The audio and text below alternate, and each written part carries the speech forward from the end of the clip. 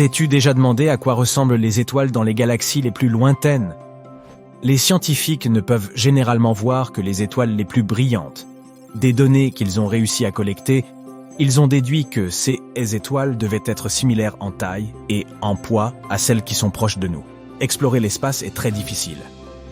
Et étudier les étoiles d'autres galaxies, c'est un peu comme essayer de voir une minuscule fourmi posée sur une feuille. Cependant, les plus récentes technologies leur ont permis d'obtenir davantage d'informations. Ils utilisent aujourd'hui de grands télescopes afin d'observer la lumière provenant de 140 000 galaxies différentes, dont certaines se trouvent à des milliards d'années-lumière. Et ils ont découvert que ces étoiles lointaines sont généralement plus grosses que celles de notre Voie lactée et plus lourdes. C'est une information importante, car la masse des étoiles nous renseigne beaucoup sur l'univers. Selon la masse supposée des étoiles, nous calculerons un nombre différent de trous noirs et de supernovas. Les galaxies sont comme de grandes familles d'étoiles. Et il y a quelque chose que l'on peut observer dans tout l'univers. Les plus grandes galaxies cessent de produire de nouvelles étoiles, tandis que les plus petites en créent en permanence. Calculer le poids et la masse des étoiles est une chose complexe. Il n'existe pas de balance pour planètes, étoiles et autres objets célestes. Quand tu montes sur une balance, c'est l'effet de la gravité de notre planète sur ton corps que tu mesures. Sur Terre, tu pèses donc un certain poids, disons 68 kilos. Mais si tu pouvais te téléporter sur Jupiter, la même balance afficherait soudain un poids impressionnant de 172 kilos. Ne t'inquiète pas, ce n'est pas que tu aurais pris du poids sans t'en rendre compte.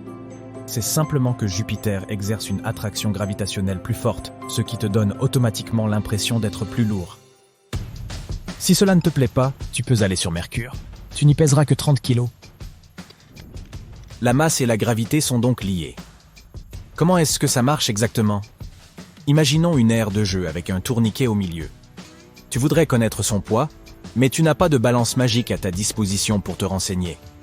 Tu invites donc quelques amis à s'asseoir sur le tourniquet. Lorsque celui-ci commence à tourner, tu remarques que plus la vitesse est grande, plus tes amis ont du mal à rester en place. Cela nous indique que le tourniquet doit être assez lourd. Les astronomes procèdent de la même manière pour les objets spatiaux. Ils observent le temps que mettent les planètes, les étoiles, ou même des galaxies entières à orbiter autour d'un objet central. En faisant cela, et en connaissant bien sûr la distance entre tous les objets, ils peuvent calculer la masse de l'objet central, qui peut être, par exemple, une planète. C'est comme si tu faisais tourner un yo-yo autour de ta main. Plus le yo-yo est lourd, plus il lui faudra de temps pour effectuer chaque tour, tu vois? De la même manière, plus la gravité d'un objet est forte, plus il faut de temps aux objets qui l'entourent pour tourner autour de lui. Autre exemple, les étoiles binaires sont comme des couples de danseurs. Les astronomes peuvent les observer tourner l'une autour de l'autre et déduire leur masse commune. Si les étoiles sont suffisamment proches, ils peuvent même déterminer leur masse individuelle. Il leur suffit d'observer la proximité de leur orbite autour de leur centre commun. Tout cela a l'air relativement simple, mais comment mesure-t-on le poids d'une galaxie? Les astronomes ne se concentrent pas sur les différentes parties qui la constituent. Ils examinent plutôt sa vitesse de rotation. Tout comme avec une toupie, cette vitesse nous renseignera sur sa masse. Plus elle tourne vite, plus elle est massive. Les scientifiques ont également recours à la luminosité, soit la quantité totale d'énergie rayonnée. En mesurant la luminosité, on peut déterminer la masse.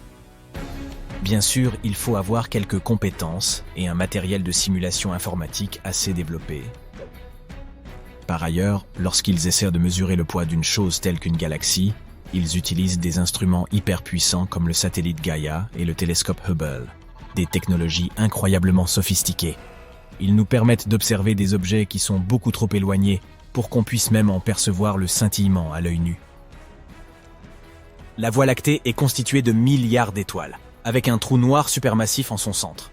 Pour mesurer le poids de notre galaxie, les astronomes ont dû examiner des groupes d'étoiles appelés amas globulaires.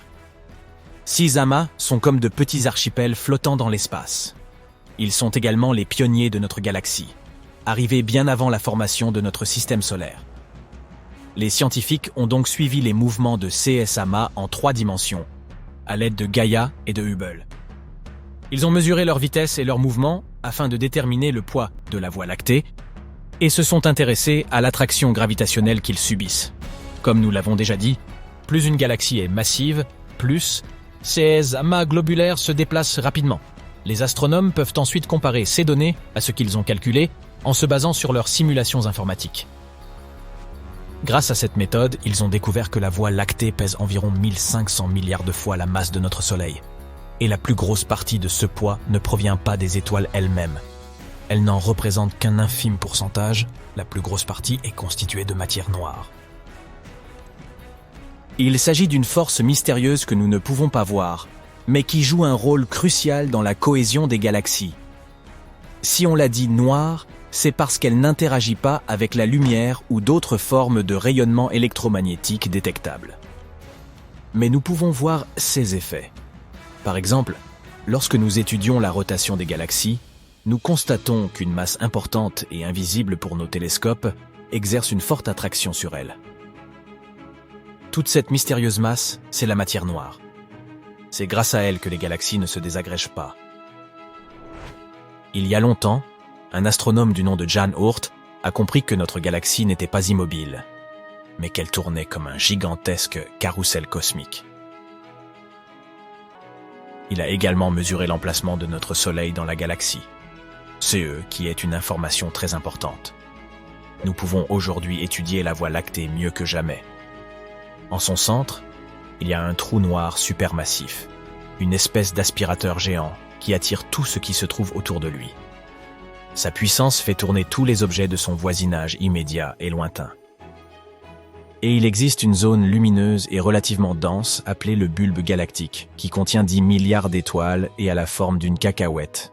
Au-delà de ce bulbe se trouve le disque galactique, où se trouvent la plupart des étoiles, y compris notre Soleil. Ce disque ressemble à une crêpe de 100 000 années-lumière de diamètre et de 1000 années-lumière d'épaisseur. Il est rempli de poussière, de gaz et d'étoiles. C'est ce que nous observons lorsque nous levons les yeux vers le ciel nocturne. Les étoiles de cette crêpe orbitent autour d'un même centre et forment 4 courants tourbillonnants qu'on appelle les bras spiraux. À l'intérieur de ces bras, les étoiles, la poussière et les gaz sont extrêmement serrés. C'est comme dans une grande ville où la circulation est très dense. Parfois, les routes sont trop encombrées et les voitures roulent moins vite. Ces bras spiraux sont un peu les embouteillages de l'espace. Le gaz et les étoiles s'y entassent et s'y déplacent plus lentement. Et toute la matière qui traverse les bras spiraux finit par être comprimée. Lorsque le gaz et la poussière d'une galaxie sont ainsi comprimés, ils commencent à s'effondrer sous l'effet de leur propre gravité et de nouvelles étoiles naissent. Les étoiles des bras spiraux sont donc plus jeunes que celles, par exemple, du bulbe. Le disque de la Voie lactée n'est pas plat. En tournant, il oscille comme une toupie et ondule. Cette ondulation est beaucoup plus lente que les étoiles, et il lui faut jusqu'à 700 millions d'années pour faire un tour complet autour de son centre. Les scientifiques pensent que ces déformations et ces ondulations pourraient être dues à une très ancienne collision entre la Voie lactée et une autre galaxie.